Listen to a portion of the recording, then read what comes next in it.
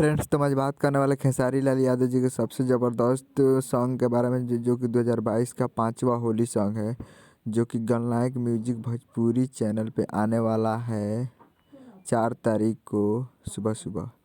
जिस गाने का नाम है देवर डाले दलानी में, जो कि आपको स्क्रीन के ऊपर दिखाई दे रहा होगा, जिसे गाए हैं खेसारी लाल यादव जी और लिखे हैं पवन पांडे जी और इसके निर्माता है कुमार सोनू यादव और संगीत दिए हैं दीपक दिलकश जी।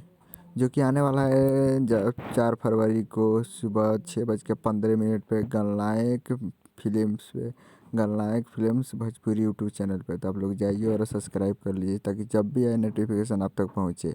और हाँ, हमारे चैनल पर नए हैं तो चैनल को सब्सक्राइब करके बेल आइकन प्रेस कर दिए ताकि जो भी लेटेस्ट न्यूज़ खेसारी लाल यादव का है हम आप तक पहुंचाते रहें।